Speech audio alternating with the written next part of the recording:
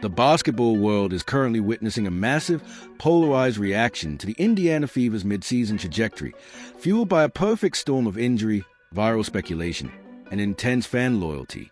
When Indiana Fever superstar Caitlin Clark was officially ruled out for the June 27, 2026, home game against the Los Angeles Sparks due to a lingering back injury, aggravated by a controversial physical encounter in a previous matchup against the Phoenix Mercury, a wave of frustration swept through a dedicated fan base. Within hours of the announcement, the digital landscape exploded with calls for a coordinated response. Across social media platforms, supporters of the two-time All-Star began urging others to boycott both the physical arena and the national CBS broadcast. These fans argued that the league's handling of officiating and players' safety had become a systemic failure, and that withholding their attention was the only way to signal their dissatisfaction. As the Fever tipped off at Gainbridge Fieldhouse, these viral narratives reached a fever pitch, with thousands of fans debating whether the empty-looking sections in the arena were a direct consequence of this protest or simply the predictable reality of a superstar sitting on the sidelines. The discourse surrounding this moment has been as volatile as the game itself. While some outlets pointed to the game's official attendance of over 16,000 as proof that the boycott was largely overstated, others latched onto imagery of vacant seats and plummeting ticket resale prices as evidence of a seismic message being sent to league executives. This divide is a hallmark of the 2026 WNBA season, a league experiencing unprecedented commercial success and mainstream cultural relevance, yet simultaneously grappling with a highly charged environment where every injury, every foul, and every roster decision is interpreted through a lens of deep-seated controversy. As the Fever continue their stretch of games without their leading light, the stakes of the league could not be higher. Advertisers, broadcasters, and team owners are watching these metrics with intense scrutiny, recognizing that the Caitlin Clark effect is not just about jersey sales. It is about the power of a new, vocal generation of fans who are fundamentally reshaping how professional women's basketball is consumed, contested, and criticized. Whether this recent outcry is a passing storm or a structural shift in fan engagement, one thing is certain: the WNBA is no longer playing in the shadows. It is operating under a global, high-intensity spotlight where every seat counts, every rating matters, and the voice of the fan has never been louder. The 2026 WNBA season represents a watershed moment for women professional basketball, characterized by a rapid, often turbulent transition into mainstream cultural dominance. As the league celebrates its 30th anniversary, it finds itself navigating complex consequences of exponential growth, largely catalyzed by the meteoric rise of Indiana Fever star Caitlin Clark. While the league continues to break viewership records and secure historic corporate partnerships, this period of expansion has simultaneously exposed deep structural tensions regarding player safety, officiating consistency, and the evolving relationship between the league's foundational old guard and its massive, highly vocal new demographic. The Caitlin Clark effect remains a primary driver of this transformation. Since her arrival, the league has experienced a seismic shift in public interest, evidenced by soaring draft ratings and unprecedented media scrutiny. However, this level of attention has placed significant pressure on existing league infrastructure. Throughout the first half of the 2026 season, these strains became publicly visible during high-profile on-court interactions. Specifically, physical incidents involving star players, such as the late June encounters between the Indiana Fever and the Phoenix Mercury, have ignited intense debates that quickly transcend basketball, spilling into social media discourse, player advocacy campaigns, and even mainstream political commentary. A significant point of recent friction occurred in late June 2026, when Caitlin Clark was sidelined with a lingering back injury, an issue she had been managing for much of the season. Following a physically demanding game against the Mercury on June 24th, where she exited early after an aggressive play, the subsequent announcement that she would miss the June 27th home game against the Los Angeles Sparks triggered a wave of speculative outrage online. Viral content creators and social media influencers capitalized on this news, framing the injury and the team's roster adjustments as a boycott or a systemic failure of leadership. This narrative, while lacking a basis in formal team or league operations, highlighted the immense pressure on the Fever organization to manage both the physical health of their marquee player and the narrative surrounding her absence. Despite the rumors of organizational collapse, the reality of the league's progress remains starkly different. The WNBA is currently overseeing its most ambitious expansion efforts yet, with rookie salary caps reaching record highs following a new collective bargaining agreement, and league legends like Cynthia Cooper and Teresa Weatherspoon taking on revitalized roles as honorary GMs for the upcoming 2026 All-Star Game in Chicago. The league office is simultaneously navigating the integration of new teams and the implementation of advanced security and officiating protocols designed to address the very concern players and fans have raised throughout the season. The 2026 season is, therefore, defined by a persistent dual reality. On one side, there is the undeniable success of the product, record-breaking viewership, a deep and talented rookie class, and the solidification of the WNBA as a premier sports property. On the other, there is a volatile, real-time pressure being a league under a microscope. As the WNBA pushes toward the second half of its 30th season, it must continue to reconcile the traditional, physical identity of its game with the expectations of a modern, digitally connected fan base that demands accountability at every turn. The story of 2026 is one of a league that has successfully captured the world's attention, now tasked with a far more difficult objective of proving it can sustain that attention while honoring the grit and integrity that brought it to this historic threshold. The core conflict defining the 2026 WNBA season is the struggle for the soul of the league, a battle between the traditional identity of women's basketball as a physically demanding, blue-collar sport and the modern reality of the league as a global entertainment product centered on individual celebrity. This tension came to a head in the week leading up to the June 27th Indiana Fever matchup, creating a situation that fans and media alike began to treat as a high-stakes standoff. For years, WNBA basketball has been defined by its grit. It is a league where veteran players, who fought through decades of limited resources and recognition, have built a culture of intense, physical competition. This culture has a natural tendency to test newcomers, a rite of passage often misinterpreted by the massive wave of casual fans who followed Caitlin Clark from collegiate game.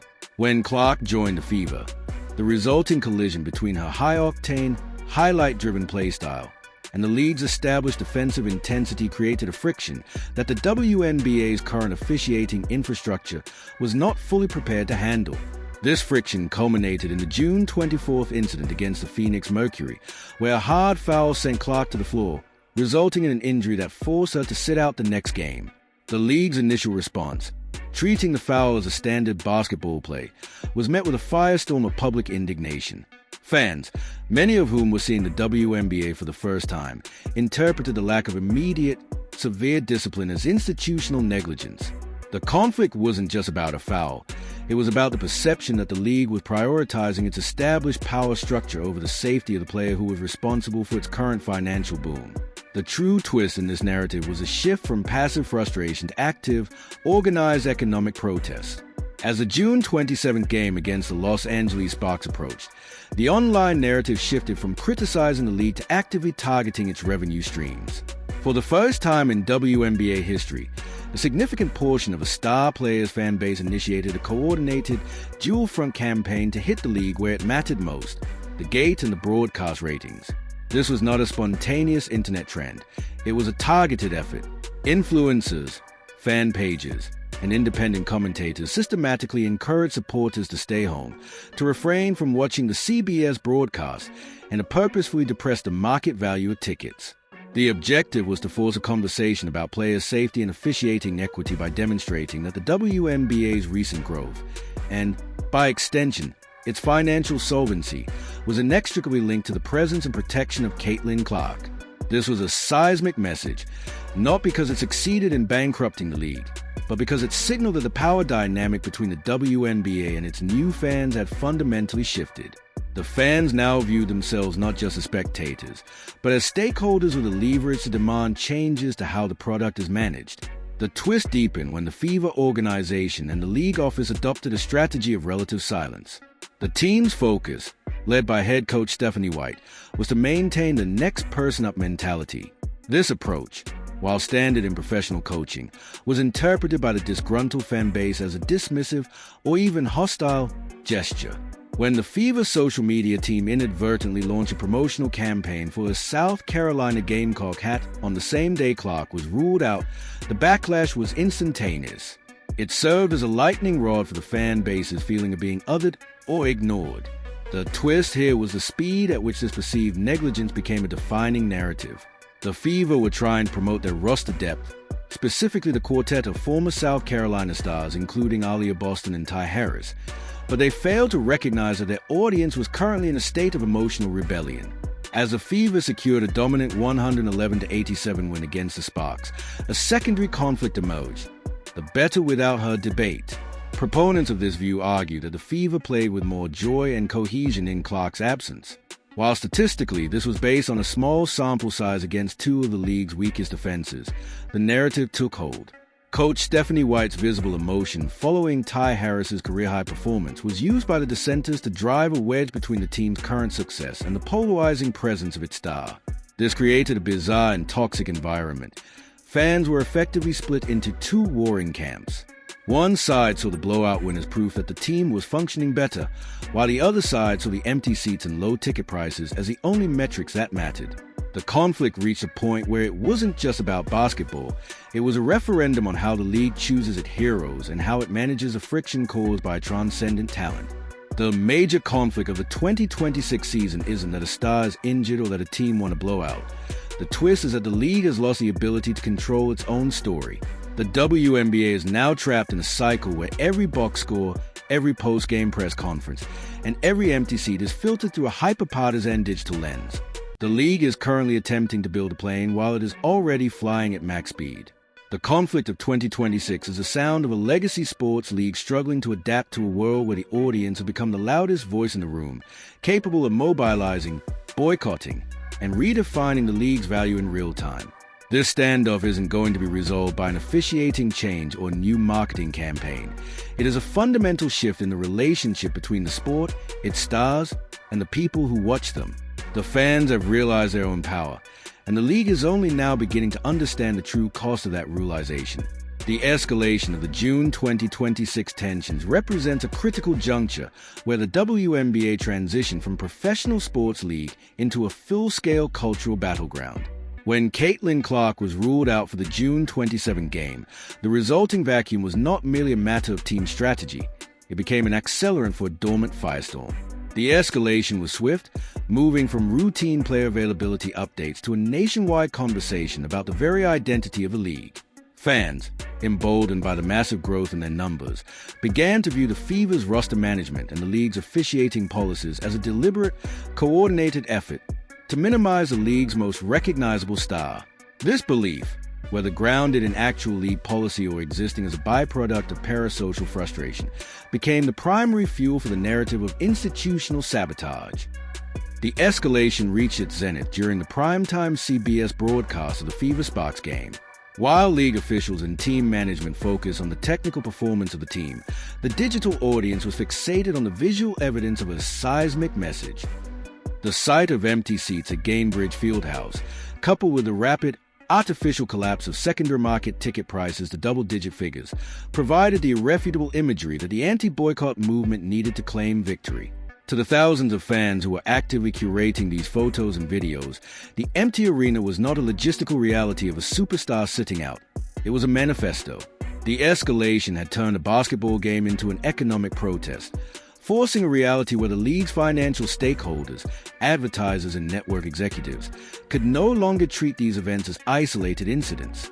The shocking reveal that emerged from this chaos was a depth of the disconnect between the league's established corporate strategy and the expectations of the new, massive fan demographic. The reveal wasn't an executive firing or an official policy reversal.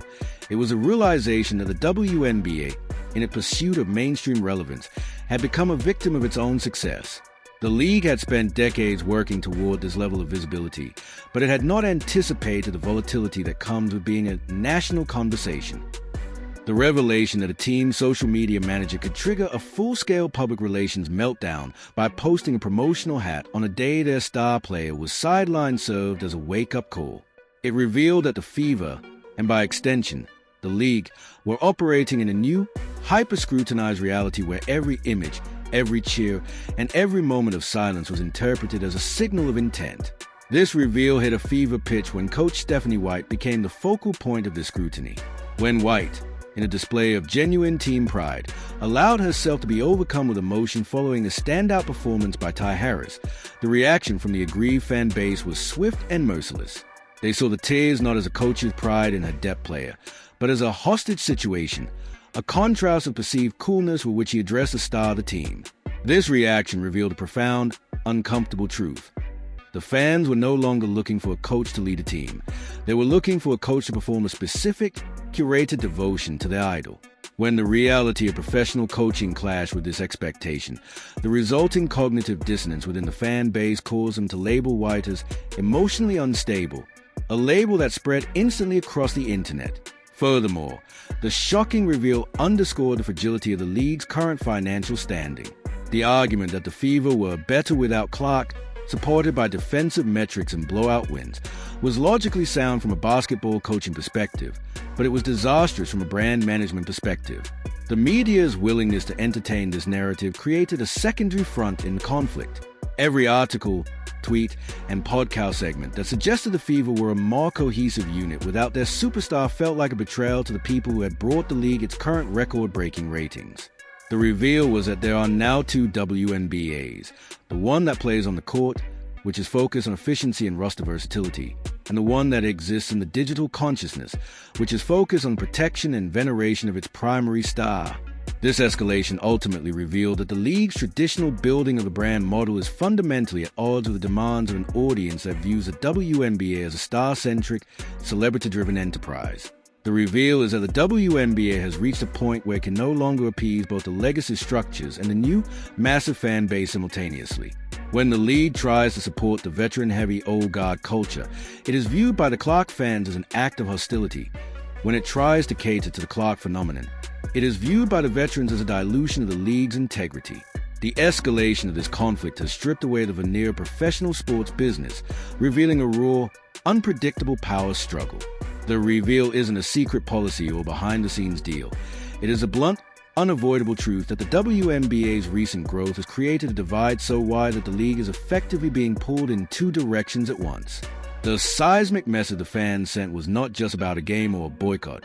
It was a declaration that the league's future is no longer in the hands of its front offices, but in the collective, volatile, and increasingly organized will of the people who watch it. The public and industry reaction to the 2026 WNBA season reflects a profound polarization as the league grapples with the Engelbert paradox, the tension between historic financial prosperity and a significant crisis of public trust. While the league's official metrics, such as expansion growth and media rights valuations, point to a golden era, the on-the-ground reality is characterized by a volatile relationship between the league's front office, its players, and its burgeoning fan base. At the core of the industry's response is a recognition that the WNBA has effectively outgrown its own infrastructure. For years, the league's leadership, including Commissioner Kathy Engelbert, operated under a corporate, growth-oriented model that prioritized revenue and commercial viability. This strategy has been undeniable in its success, ushering in unprecedented investment and global reach. However, the industry reaction to recent events, specifically the handling of the June 2026 incident involving Caitlin Clark and Alyssa Thomas, has signaled that this corporate model is struggling to address the human and emotional realities of its athletes. Industry analysts increasingly point to a gulf between the life-affirming atmosphere inside WNBA arenas and the toxic, hyper-partisan vitriol that defines the league's digital presence. The players' perspective has shifted from silent tolerance to vocal demand. The public criticism voiced by veterans like Alyssa Thomas, who explicitly called out the WNBA leadership for their perceived silence during periods of player harassment, marked a turning point in lead-player relations. Within the industry, this is viewed as a crucial maturation moment. Players are no longer just employees, but are actively leveraging their platforms to demand accountability and protection. This has forced coaches, such as the Indiana Fever's Stephanie White, into a defensive and highly scrutinized position. The reaction to White's genuine praise for Ty Harris during a post-game press conference serves as a prime example of this environment. A simple coaching moment was transformed by the fan base into a flashpoint of controversy, with many viewers interpreting her emotional support for one player as a deliberate slight against another. Public reaction, particularly among the fan demographic following the Caitlin Clark phenomenon, is characterized by a fierce sense of protective advocacy. This group views the league's officiating and disciplinary protocols not as objective rules, but as systemic hurdles designed to impede their favorite star. Consequently, the boycott narratives, while often amplified by algorithmic, rage-bait-driven social media channels, reflect a genuine, deeply felt sentiment of exclusion. For these fans, the WNBA is no longer a neutral sporting organization. It is a battleground where they feel they must fight for their heroes' safety and recognition. Media coverage reflects this deep divide. Mainstream outlets have consistently focused on the substantive challenges: the rise in racist and misogynistic abuse directed at players, the development of sophisticated AI-driven security protocols to counter digital harassment, and the ongoing labor negotiations regarding player conditions. Conversely, a vocal fringe of independent media has leaned into narratives of institutional collapse, framing every administrative decision as a political act. Ultimately, the WNBA is enduring a high-stakes stress test.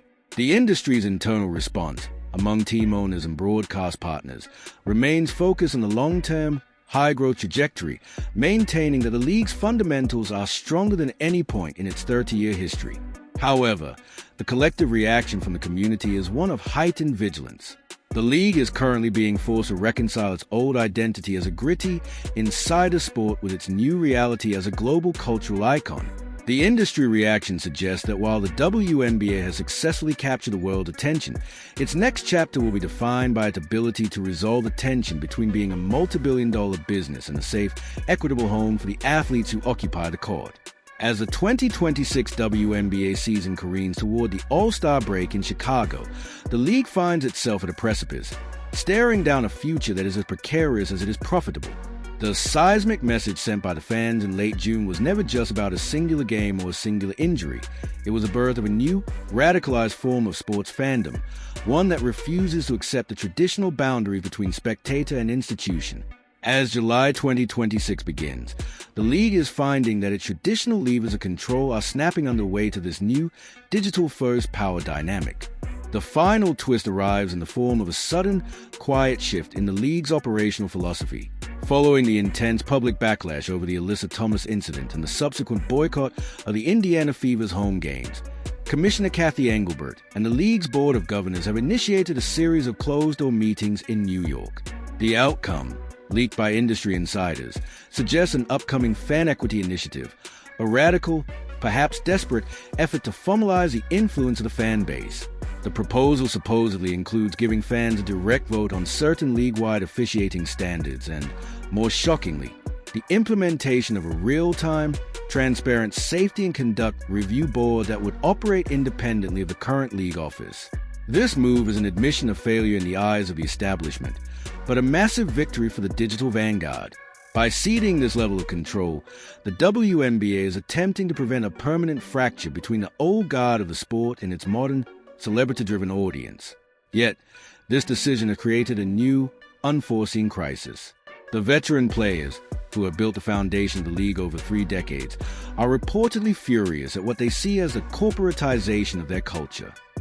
They argue that by giving fans a seat at the table, the league is effectively selling its sovereignty to a mob that doesn't understand the sport's history, its physicality, or its unwritten rules of conduct. The tension within the locker rooms is now palpable. As the Fever prepare for their upcoming rematch against the Los Angeles Sparks and the Phoenix Mercury, the atmosphere is not one of routine professional competition, but of a league on the brink of an internal civil war. Coaches are being pressured to pick a side, and players are being forced to navigate a media landscape that treats every gesture, every missed shot, and every social media post as a referendum on their loyalty to the league's new direction. The cliffhanger, however, lies in the upcoming All-Star game in Chicago. For the first time in the history of the sport, the All-Star rosters will be selected by honorary general managers Cynthia Cooper and Teresa Weatherspoon, both legends of the game who have been vocal about the need to protect the sanctity of the court. The intrigue has reached a fever pitch. Will they select teams based on traditional merit and historical respect, or will they be forced to lean into the reality of the Clark phenomenon to satisfy the league's corporate and broadcast partners? As July 6, 2026, dawns, the league office is eerily quiet. The commissioner's office has remained tight-lipped, refusing to confirm or deny the details of the fan equity initiative. Meanwhile, the internet has become a powder keg. Fans are mobilizing, organizing watch parties that are designed to be digital protests, while opposing camps are bracing for the fallout of the All-Star draft. The WNBA is no longer just a league. It is a live experiment in real-time democracy, and the results are anything but certain. As the players take the floor for the mid-July stretch, the question is no longer who will win the championship or who will secure the top seed. The question is whether the league itself can survive the very forces of engagement it worked so hard to cultivate. The players are watching, the fans are waiting, and the silence from the front office is the loudest sound in the arena. The clock is ticking toward the All-Star game, and in a league that has spent the last year shattering every record in the book, it is beginning to look like the most significant record of all might be the one it breaks next. The threshold of its own ability to hold the center together. The 2026 WNBA season stands at a pivotal crossroad, and your engagement is more than just a metric. It is a pulse of the league's future.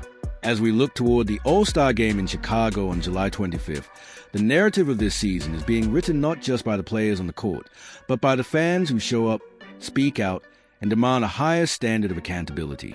Whether you are a longtime supporter who has watched the league grow from its foundational days or a new fan captivated by the historic rise of stars like Caitlin Clark, your voice carries weight. The recent challenges regarding player safety, online harassment, and the balance between the league's tradition and its rapid expansion are issues that require collective attention. To stay informed and ensure you are part of the conversation, consider these steps. Support your players. The most effective way to influence a league's culture is by showing up for the athletes themselves. Tune into the games. Participate in official fan voting for the All-Star selections, and use your social media platforms to champion the standards of safety and sportsmanship you want to see. Follow reliable reporting. Avoid the temptation of rage-bait and sensationalized misinformation. Rely on verified sports journalism, such as the WNBA's official channels, The Athletic, or ESPN, to stay updated on league policies, player statements, and injury statuses. Engage constructively. Use your platform to foster a positive environment. When you see harassment or toxic rhetoric, report it and focus your energy on amplifying the incredible skill and dedication displayed by the athletes during this historic 30th anniversary season. The WNBA is currently navigating its most ambitious period of growth. By choosing to engage with the league in a way that is informed, respectful, and supportive of all players, you are helping to build a kind of professional environment where the game can continue to thrive for decades to come. The future of the league is being built today. Ensure your contribution to that future is a positive one.